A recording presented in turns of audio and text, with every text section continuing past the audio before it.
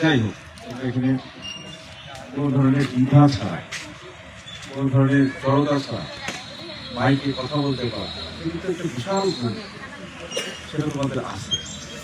তোমরা কিন্তু অলরেডি শিক্ষিত, তাই না? চিন্তা সবার মধ্যে থাকে না, এই ডিসিপ্লিনটা সবার মধ্যে থাকে। তাহলে আমি মনে করি এইটা হচ্ছে আমাদের এই সম্প্রতি ফাউন্ডেশনের যে প্রকল্পের মাধ্যমে তোমাদের যে শিক্ষা দিচ্ছে, এটা একটা সফল, এটা একটা সফল। আরেকটা জিনিস হচ্ছে যে এই প্রজেক্টটা আসলে আমাদেরকে আমাদের ভবিষ্যৎটা দিলে চলতে না পারে, তাহলে পরে সে পিছিয়ে পড়বে এবং নষ্ট হয়ে যাবে।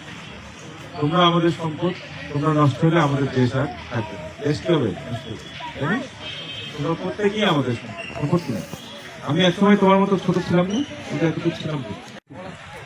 এখন আমি বড় হয়ে গেছি। এখন পর্যন্ত দুনিয়ায় এমন কোনো মানুষ আছে যে জন্ম নিচ্ছে ছোট শিশু, ছোটই থাকে, আস্তে আস্তে বড় বড় অফিসার হওয়া দেশের, তাই না? তোমরাই তো হবা নাকি? নাকি আমরা মায়ানমার বা ইন্ডিয়া থেকে আনবো? সেই জায়গায় তোমাদেরকে বসায় রাখছে এই গরমের মধ্যে। তো কিছুক্ষণ আগে তোমাদের সাথে কথা বললো আমাদের সদর সার্কেল স্যার। উনি হচ্ছে একজন বড় পুলিশ অফিসার, বুঝছো? উনি আজকে পোশাক পরে আসেনি, জুমার দিনে যেন পাঞ্জাবি পরে আসছে। তো তোমরা কে কে পুলিশ অফিসার হবা বলো দেখি? এই স্যার, আপনার গ্রুপে তো অনেক লোক। মাশাআল্লাহ, তোমরা হাততালি দাও। তাহলে কি হবে? স্যারের মতো ভালো মানুষ, একজন ভালো পুলিশ অফিসার হইতে পারবা। তোমরাও তখন এইভাবে এরকম চেয়ারে বসে এইভাবে ছোট বাচ্চাদের সঙ্গে কথা বলতে পারবা, বুঝছো? এই জন্য কি করতে হবে? পড়াশোনা করতে হবে।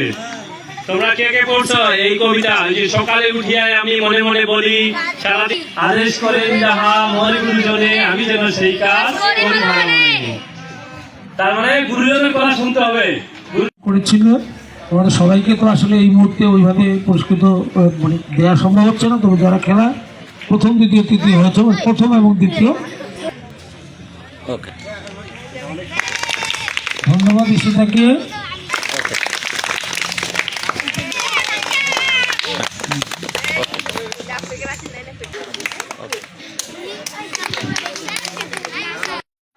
তার মধ্যে যে সবচেয়ে বেশি আগ্রহ দেখায় পড়ালেখার প্রতি, যে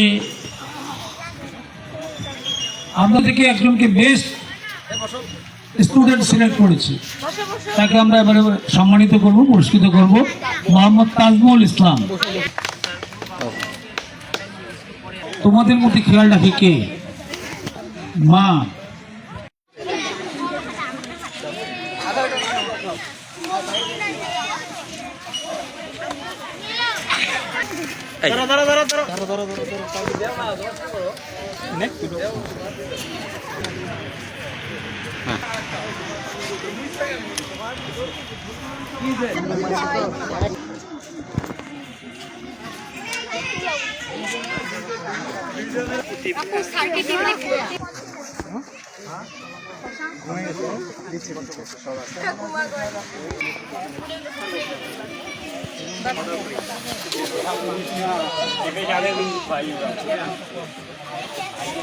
ডিমটা দিয়ে চলে আসে না?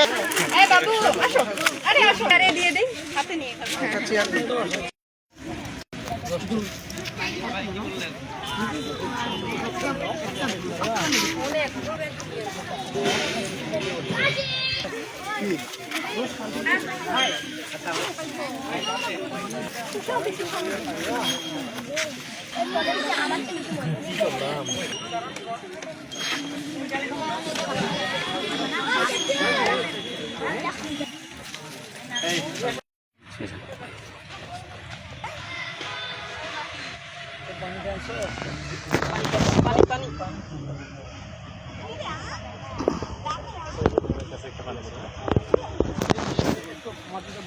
ভালো করে একটু খুশি দেন তো, এই